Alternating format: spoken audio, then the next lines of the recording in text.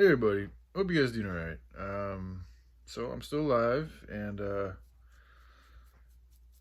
okay, so this is, I mean, obviously I don't have any proof about anything, but I do think, I do feel, think, whatever, uh, my intuition's telling me that he may have done some stuff to kids in the past. If not, I don't know, I don't feel like he's doing anything currently to any children, which is really good. Although I do think he might. Okay, this is a strange thing. So asking questions is a good way to learn about information. So I asked a good amount of questions today, and we worked pretty much together, like pretty much the whole day, except for like an hour and a half or so. And in doing so, I asked him a lot of things. I was like, "Do you watch movies?" And then I asked him like, "Do you read books?" And he told me he doesn't watch movies, first of all, and the only books that he reads are books pertaining to his career, which he's retired now, but he was into electron or computers. I'm sorry, I was gonna say electronics, but no, technology. He's a very technical dude, but he actually ended up retiring at the age of 50 because he had 401k, he had a pension plan, and then I think his social security kicked in too. So he was receiving three different payments every month or 2 weeks or however they fucking do it. And then he was like, I don't have to work. So he hasn't been working in a while. And that's one of the things he talks about that he has issues with is gaining motivation. He calls himself lazy all the time. But the strange thing about that is, he calls himself lazy all the time, but he doesn't watch movies. He doesn't read like novels and stuff like, story type books. He doesn't play video games because I asked him about the video games too.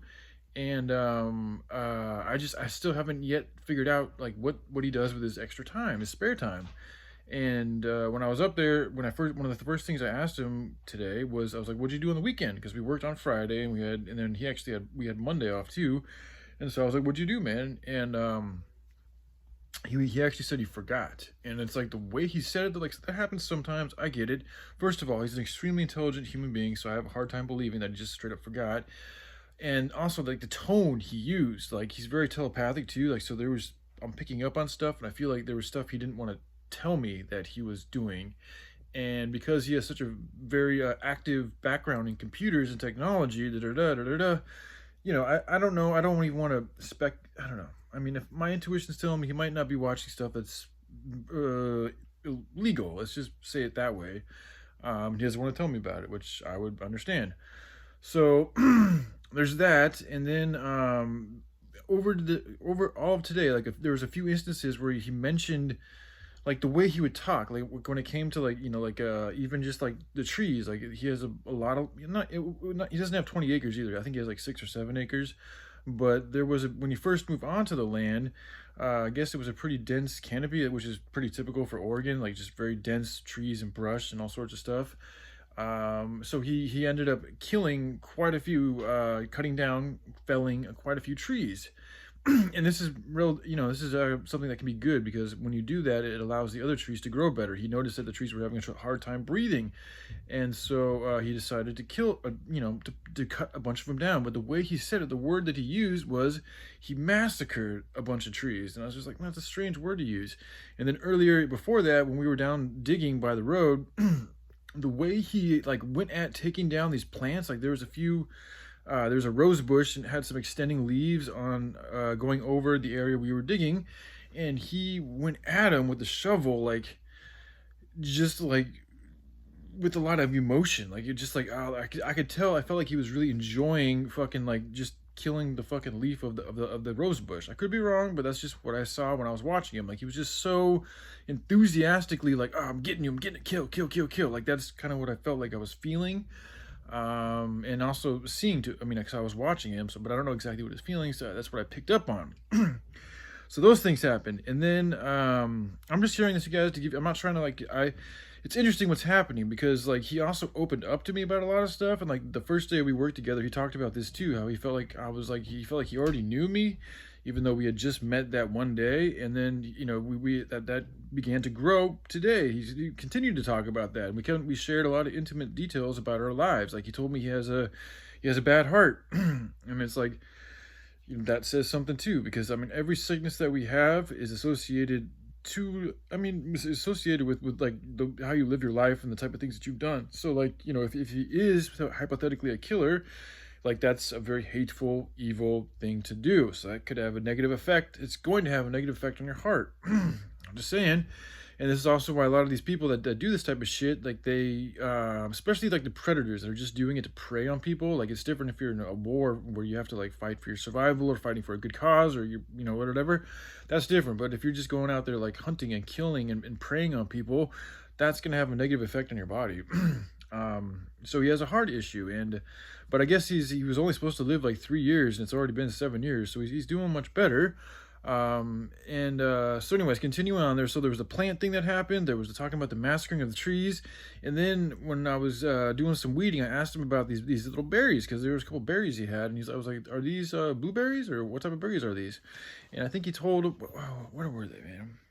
I can't even remember exactly what type of berry they were, but what he told me is his wife, or who actually initially he referred to the woman that he's living with as his wife, but then ever since then, like, he only did that like once, and everything past that, he's always called her by her name. And so I thought that was kind of odd, but he brought her up because she was like, he was talking, it was in regards to the berries on the ground and stuff, and he was like, but if you go after those, my sure, the name, I don't know if I want to say her name anymore, just like she'll kill you. Like, he even though he mentioned that, like, even though I was much larger than her, like, she would essentially kill me if I touched her berries. But it's like he said it obviously he was joking, but it was also kind of like semi-serious, dude. It was really strange, very fucking strange. And like, so I haven't really got to meet his, I'm just gonna say wife. I haven't gotten to meet her very much or talk to her very much, only a few times. But it's always been like she's always seemed like a very benign human being too. But the way he said it was like he was kidding, but he was also serious at the same time. So it was strange. Very strange. So then, things continued, and like we went up to, like, right before I left today, he talked about how he has 2 sons, and one time he had his sons and had a friend come over, and they camped right outside the front yard of the house. And I guess they had one of the friends or it was just one friend. I think one of the friend that came over, he was a macho dude. He was like, "Oh, I just gung ho. I can do this. I can do that. I'm tough. I'm tough. I'm tough." And so he told me a story about how once they were out camped. So he made himself appear as a bear essentially, and he was like clawing the tent, and it freaked the macho dude out so much so that the dude wanted to sleep inside the house because he thought there was literally a bear outside. And I don't know when he decided to, but eventually the story came out to be that it was just homeboy just scaring the kids, and it's like, but the way he said it too, it was like I could tell he was like feeding off of the fear. And that's also alignment with some of these little vibrational ones. And then there's the looks. Like, the first time when I first rolled up on him today, like when I was just like, "Hey man, how you doing?" Like, I wasn't gonna like talk about this shit or anything. I was just gonna give off the most good and pleasant vibe. Because at the end of the day, even if he is all these things, like, I'm still the type of dude. I still feel it's in my heart to help change these people, not to kill them, or if that's what needs to be, then but ultimately, because the thing about killing them, you don't really change their spirit, you just send them back through back to the spirit world. They get reincarnated again with essentially the same or very similar type of energy. But if you're able to change their hearts, then that's essentially curing them, because that's how you really keep this stuff from continuing on, is by helping change situations. That's why I'm so adamant about rehabilitation. That's why when I forget what his name was, it was a fairly well-known spiritual dude was talking about he just wanted to kill all the pedophiles and shit. And I'm like, nah, man, like, we really need to help these people change, because in doing so, then you really change the universe, not just eradicating something for it to come back again. It's like taking a weed. Like, okay, you can kill the weed, but if you don't get to the roots of the problem and solve the issue that how that weed got there in the first place, it's going to come back. So, like, my whole thing is, let's help heal these people. The ones that do seek rehabilitation are able to be rehabilitated. Let's do that. Let's put our love into doing that type of thing, and that's how you really transmutate the situation in the most high way. In my opinion, it's not really opinion; it's a fact. But that's my feelings on the matter. So. But anyway, so again, going back to my intuitions, ultimately, he told me that he likes me. Like, he likes working with me. He feels open to talking with me. He considers me, he's talking about how he considers me like a brother or a friend, or like, but then he also said strange things. Like, I think he was like, I feel like we came together for a special reason. And it was just strange. Then he also told me, like, I got deep. I was like, yeah, man, sometimes I'm bedridden. I don't get out of bed. I'm a recovering drug addict, but I'm still taking, herbs. don't touch oxys, or I don't touch, I don't drink any alcohol or anything like that, but I do use herbs to help get me through my day. And and then that's when he opened up about his heart thing, and like we opened up like to each other, and I don't think he's used to having that. And like the way he was talking to me was just like, I was helping giving him motivation. Like usually he doesn't he's had other people from Vaz, like the place where I come from. He's had a lot of other workers come, and like he doesn't actually like it doesn't really work out well with them. So he was like surprised to see me, and he said something about how he thinks that our meeting has some type of special cause behind it.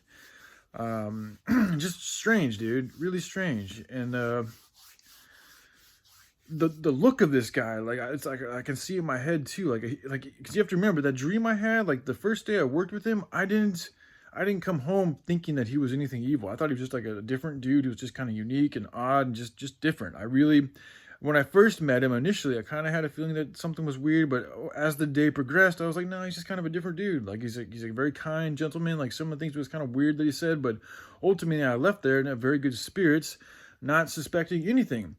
That's why it was strange that night when I had that dream. I've never had a dream like that about anybody. I've never once worked for anybody or even been around anybody. And then, well, I've had some really weird dreams lately, but this was different. This was literally like we were in some type of a fucking different reality, and I came upon him in the reality. Like my higher self came upon him in the reality, and I pulled out it was almost like it was like a spike thing that was like sticking into his back, and I did so, I think, to try to take away some of the evil he perpetuated. And after I did that, though, he came and he was searching for me, and that's when I had to do my thing where I teleported into the van.